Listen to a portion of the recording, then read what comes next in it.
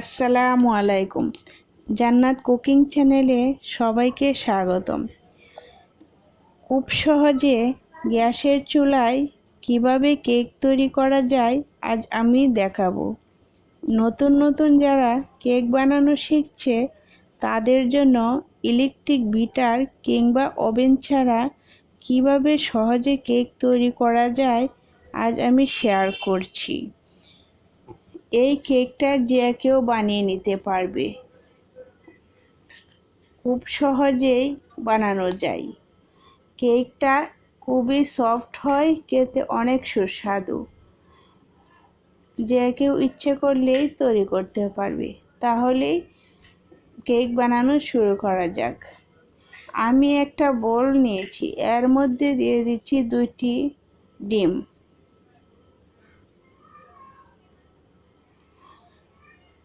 ডিমগুলো একটা hand bitter দিয়ে ভালো করে বিট করে নিচ্ছি।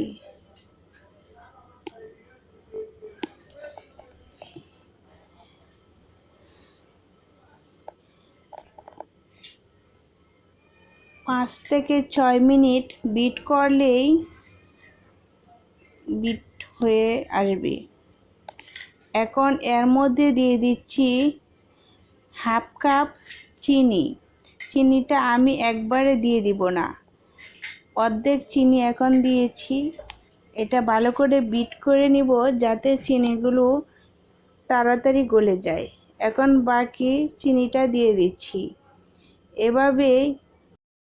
এভাবে বিট করলে সম্পূর্ণ চিনি ভালোভাবে মিশিয়ে যায়।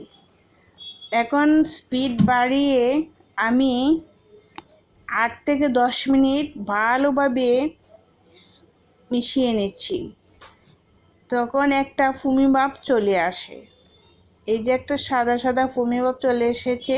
এখন এর মধ্যে দিয়ে দিচ্ছি হাফ কাপ সয়াবিন তেল, হাফ চা চামচ ভ্যানিলা এসেন্স। এগুলো দিয়ে ভালো করে মিশিয়ে নিতে হবে। খুব বেশি একটা মেশানো যাবে না। তেল দেওয়ার পর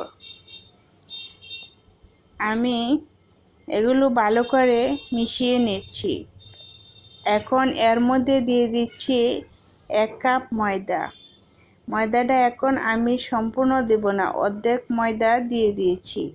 এর মধ্যে দিয়ে দিয়েছি 1 চামচ বেকিং পাউডার, হাফ চামচ লবণ দিয়ে এগুলো চেলে ভালোভাবে মিশিয়ে নিচ্ছি। অল্প অল্প করে দিয়ে ভালোভাবে মিশালে মিশানোটা ভালো হয়। এখন ভালো করে মিশিয়ে নিচ্ছি। এখন বাকি যে অর্ধেক ময়দা রয়েছে, এখন ওইটুকু আমি আবার চেলে মিশিয়ে নেব। এগুলো ভালো করে মিশিয়ে নিচ্ছি। এখন মিশানো হয়ে এসেছে। এর মধ্যে দিয়ে দিচ্ছি 1/4 কাপ লিকুইড দুধ দিয়ে ভালো করে মিশিয়ে নিচ্ছি।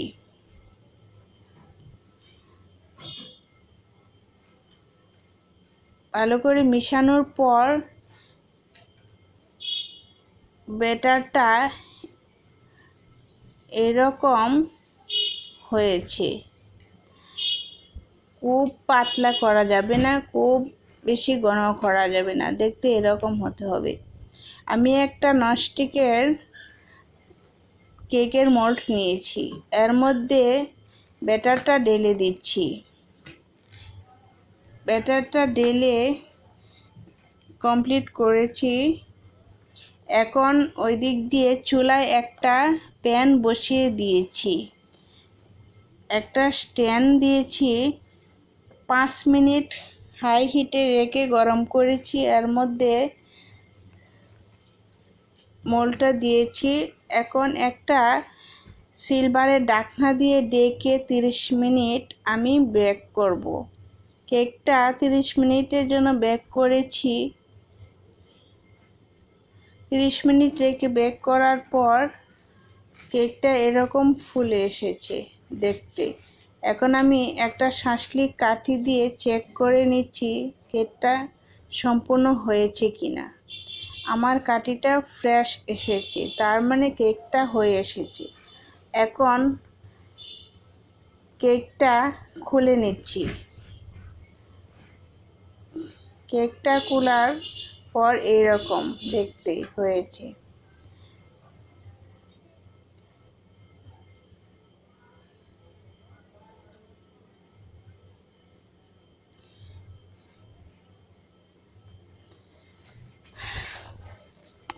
কেকটা খুলে নিয়েছি। এখন আমি কেকটা কেটে দেখাচ্ছি যে কেকটা কত সফট হয়েছে।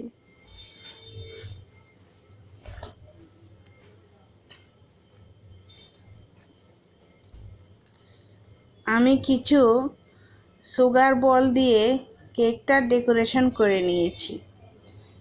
কেকটা কেটে দেখাচ্ছি যে কেকটা এই যে এরকম হয়েছে। কত জোরে চাপ দিচ্ছি তাও কেকটা চেপে যাচ্ছে না। দেখেন কত সফট, আবার ফুলকো হয়ে যায়। কেকটা সফট, খেতে অনেক সুস্বাদু। এই কেকটা এখন আমি ছোট ছোট করে কেটে নিয়েছি।